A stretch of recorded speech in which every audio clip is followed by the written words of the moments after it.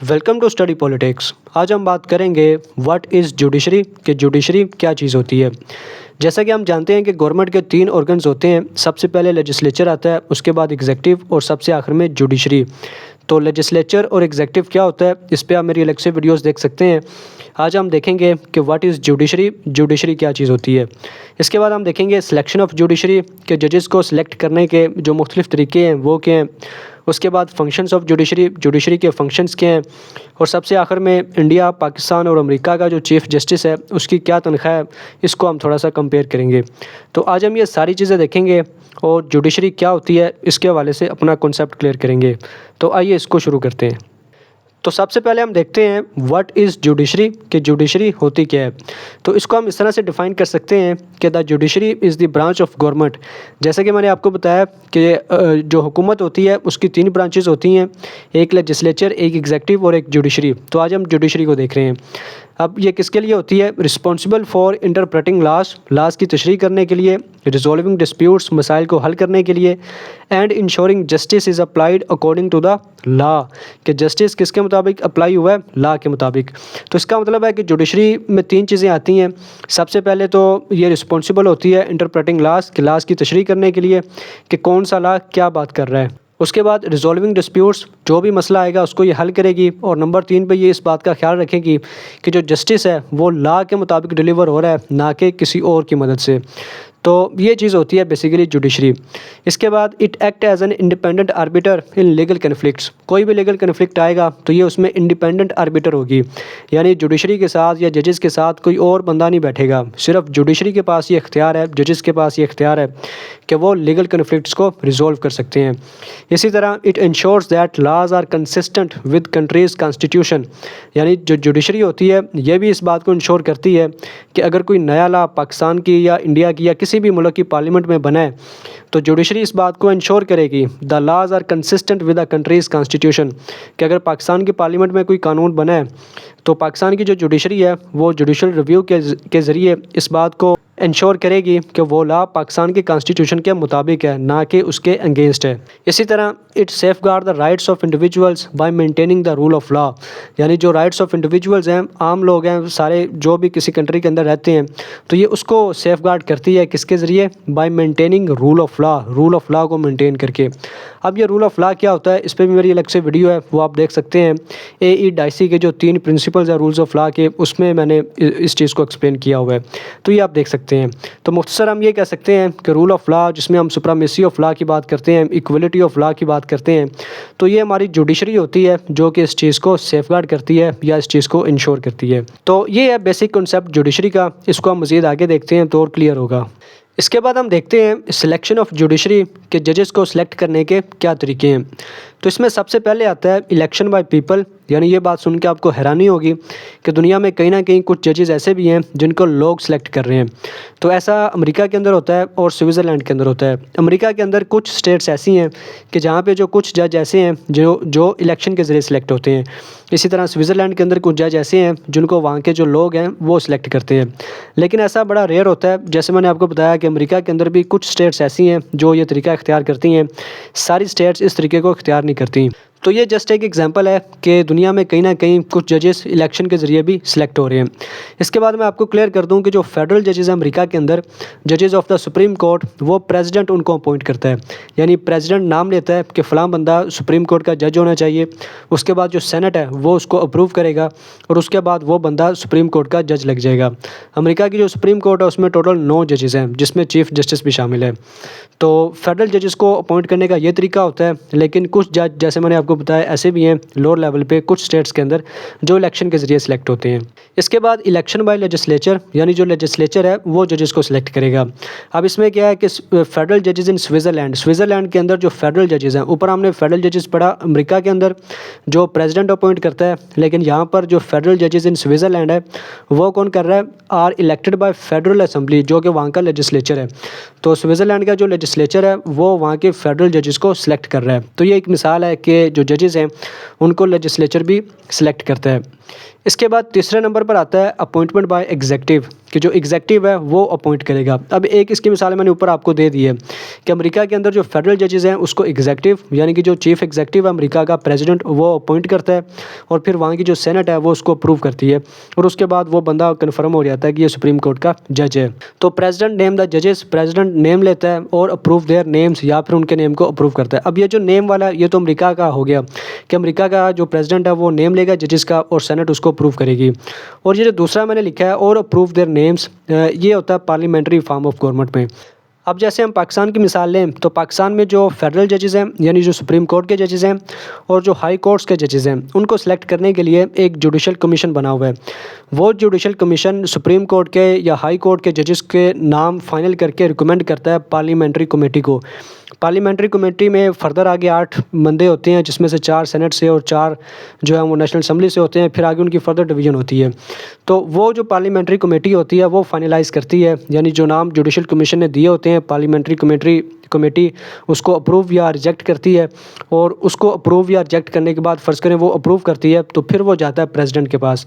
तो फिर जो प्रेसिडेंट होता है वो सिर्फ उसको अप्रूव ही करता है, वो उसको डिसअप्रूव नहीं करता। तो एक तरीका ये है कि जो एग्जेक्टिव है वो जो जजेस हैं उसको नॉमिनेट करता है या उसको अप्रूव या डिसअप्रूव करता है। तो ये मैंने आपको 3 तरीके बताए हैं कि election by people, election by legislature या फिर जो एग्जेक्टिव है वो किस तरीके से जजेस को सिलेक्ट करता है। तो इसको हम मज़ीद आगे देखते हैं। इसके बाद हम देखते हैं फंक्शंस ऑफ जुडिशरी के जुडिशरी के फंक्शंस क्या हैं। अब ये बड़ी आसान सी चीज़ें हैं, आपको पढ़ के वैसे ही समझ आ जाएंगी। तो सबसे पहले जैसे मैंने लिखा है कि सेटलमेंट ऑफ डिस्प्यूट्स, के डिस्प्यूट्स को हल करना जुडिशरी का सबसे बड़ा और अहम मकसद होता है।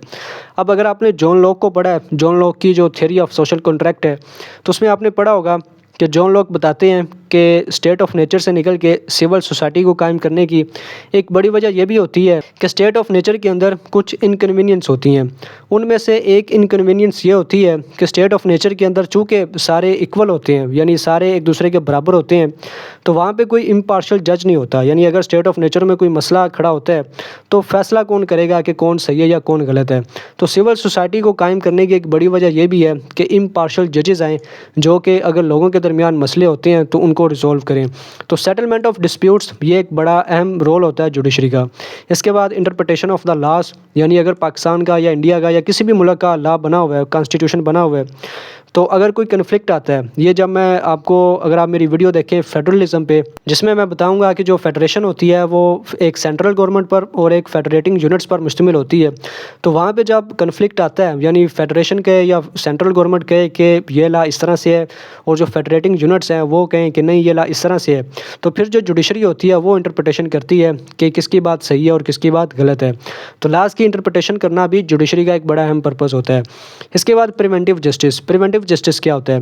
When actions are taken to stop bad behaviour from happening in the future, यानी कि जजेस को या जुडिशरी को या कोई भी केस सुप्रीम कोर्ट में या किसी भी कोर्ट में आया है कि जिसमें जजेस को यह बताया गया कि एक ऐसी चीज़ है या एक ऐसा मसला है जो फ्यूचर में हो सकता है, तो उस हवाले से जो जज होता है वो कुछ फ़ैसला लेता है, उसको बोलते हैं preventive justice.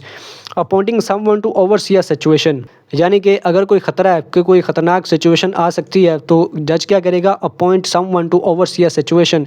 Issuing restraining order, यानी कि कुछ चीज़ें मना करेगा जज कि ये चीज़ें नहीं करनी, यानी मना करने के लिए कहेगा। और making someone promise to behave well, या फिर किसी से वादा लेगा रिटर्न में या किसी भी तरह से कि वो कुछ बुरा नहीं करेगा बल्कि वो अच्छा ही करेगा, यानी कि बुरा नहीं करेगा दूसरे लफ्ज़ों में। तो मुख्तसर बात क्या है कि stopping a problem before it even start, के फ्यूचर के हवाले से जिस तरह ये ऊपर मैंने लिखा है कि when actions are taken to stop bad behaviour from happening in the future, तो फ्यूचर में होने से पहले ही आप उसको रोक दें तो उसको बोलेंगे प्रिवेंटिव, यानी प्रिवेंट कहते हैं मना करना, तो प्रिवेंटिव जस्टिस है ये। तो ये इसका एक कॉन्सेप्ट है। तो जुडिशरी का एक बड़ा पर्पज़ ये भी होता है कि अगर कोई मसला फ्यूचर में होना है तो वो उसको रोक दे। इसके बाद एक सबसे बड़ा और अहम कॉन्सेप्ट जुडिशल रिव्यू का है। जुडिशल रिव्यू आप जानते हैं कि ये अमेरिका में शुरू हुआ मेडिसन और मरबरी के केस में। अब ये मरबरी और मेडिसन केस क्या था, इस पर भी आप मेरी अलग से वीडियो देख सकते हैं, वहाँ पे मैं आपको ज़्यादा डिटेल से बताऊँगा।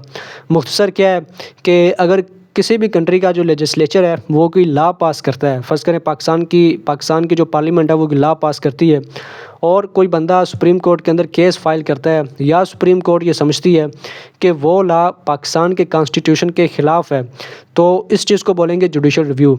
तो पाकिस्तान की सुप्रीम कोर्ट क्या करेगी कि उस लॉ को नल एंड वॉइड करार दे देगी। यानी कि पाकिस्तान की जो सुप्रीम कोर्ट है वो कहेगी कि can declare a certain laws as unconstitutional. वो कहेंगे कि ये जो लॉ आपने बनाया है ये अनकॉन्स्टिट्यूशनल है, ये पाकिस्तान के कॉन्स्टिट्यूशन के मुताबिक नहीं है, लिहाजा इसको चेंज किया जाए या कोई नया लॉ इंट्रोड्यूस करवाया जाए जो पाकिस्तान के कॉन्स्टिट्यूशन के मुताबिक हो। तो जब सुप्रीम कोर्ट किसी लॉ को डिक्लेयर करे कि ये उस कंट्री के कॉन्स्टिट्यूशन के मुताबिक नहीं है, तो इसको हम बोलते हैं जुडिशल रिव्यू। तो जुडिशरी का ये एक बहुत बड़ा, और आप कह लें कि जुडिशरी की एक बहुत बड़ी पावर होती है जुडिशल रिव्यू की फॉर्म में।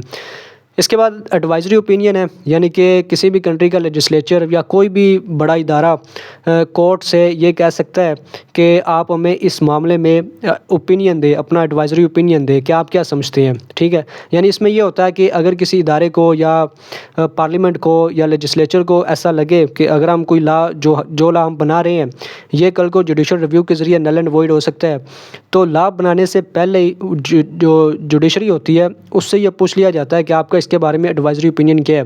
तो अगर तो जुडिशरी उसके बारे में पॉजिटिव राय दे तो उसका मतलब है कि वो लॉ बना लिया जाता है, क्योंकि ये ख़तरा नहीं रहता कि कल को वो जो लॉ है वो नल एंड वॉइड हो जाएगा। और अगर जुडिशरी उसके बारे में नेगेटिव ओपिनियन दे तो इसका मतलब है कि वो जो लॉ प्रपोज़ किया जा रहा है बनने के लिए उसमें थोड़ी सी तब्दीली करने की ज़रूरत होती है उसके मुताबिक, जिसके मुताबिक जजेस ने अपना एडवाइजरी ओपिनियन दिया होता है। तो ये भी एक बड़ा रोल होता है जजेस का। इसके बाद सबसे आखिर में हम देखते हैं salary of chief justice of India, Pakistan and USA.